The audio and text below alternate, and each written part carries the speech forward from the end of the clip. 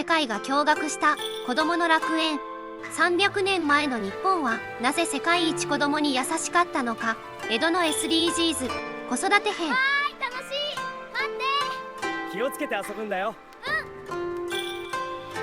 皆さんこんにちは、ヨッシーです。もし300年前の日本にタイムスリップしたら、あなたは街のある音に驚くかもしれません。それはどこにいても聞こえてくる子供たちの笑い声です。楽しい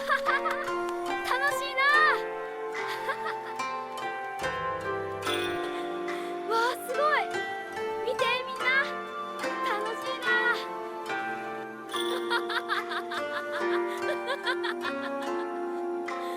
な。幕末に日本を訪れたある外国人は母国への手紙にこう記しました。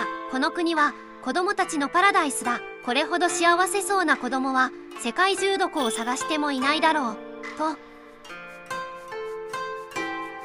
なぜ江戸は世界一子供に優しい町だったのでしょうか。今日は現代の私たちが忘れかけている命を宝物にする心を江戸の風景から紐解いていきましょう。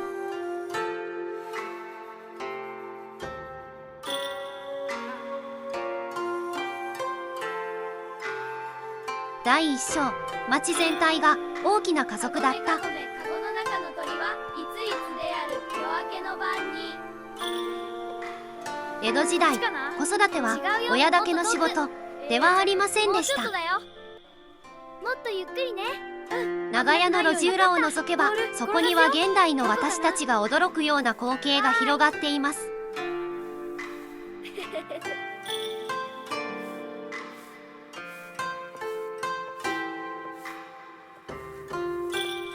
仕事の手を休めて子供と遊ぶ隠居のおじいさん。泣いている子がいれば通りがかりのお侍さんが優しく声をかける。江戸の町には今でいう孤独な育児なんて言葉はありませんでした。もう大丈夫だよ。よその子もみんな自分の宝物。どうした？よしよし、抱っこしてやるぞ。長屋の隣人も町の人もみんなが大きな家族として子供を見守るセーフティーネットがそこにはあったのです。そうね、怪我しないでね。危ないよ。本当ね、危なっかしいわ。でも楽しそうでいいじゃない。第2章、怒鳴り声のない寺子屋の風景。おはよう。子供たちが通う寺子屋もまた癒しに満ちた場所でした。今の学校のような厳しい規律ではなく、そこには一人一人の個性を大切にする師匠、先生の姿がありました。こうやって書くんだ。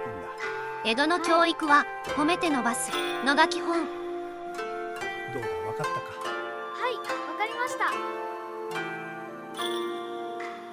いいかい？筆は優しく持つんだよ。はい先生。そうそう、上手だね。読み書きそろばんを遊びの延長のように楽しんで学ぶ。だからこそ当時の日本は世界トップクラスの識字率を誇っていました。学ぶことは楽しいこと。師匠と弟子がまるで親子のように絆を結ぶ寺子屋は、子供たちが安心して自分を表現できる心の拠り所だったのです。上手だね。これは何という動物かな？にゃー。これは猫さんです。にゃー。かわいいね。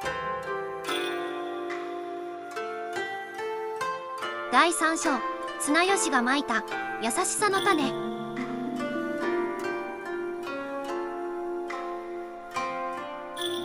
さて、ここで一つ思い出してほしい人がいます。以前ご紹介した犬久保こと徳川綱吉です。綱吉が作った生類憐れみの令。実は法律の真の目的は動物だけでなく捨て子をなくすことでもありました。国が養育金を出し、村全体で子供を育てる仕組みを作ったのです。当初は厳しい法律だと反発もありましたが、100年200年と経つうちにそれはどんな命も大切にするという日本人の DNA として深く根付いていきました。綱吉がまいた不器用な優しさの種が江戸の後半には子どもの楽園という美しい花を咲かせたのです。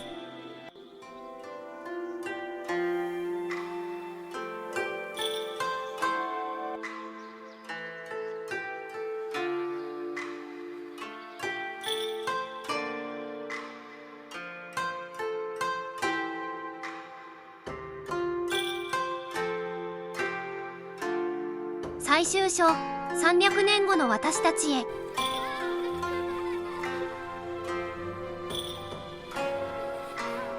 子供の笑顔を見ればその国の未来がわかる。すごい速さ。待ってるよ。江戸の人々が大切にしたのは法律や数字ではなく目の前にある小さな命の輝きでした。誰一人取り残さない、みんなで支え合う。私たちが目指す SDGs の答えは実は300年前の日本の日常の中にもうすでに用意されていたのかもしれません。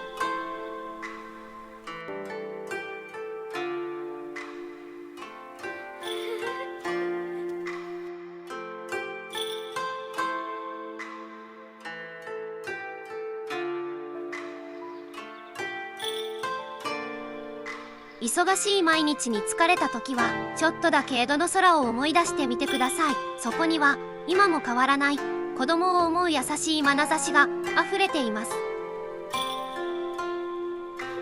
あなたの今日が江戸の子供たちの笑顔のように穏やかで輝かしい一日になりますように。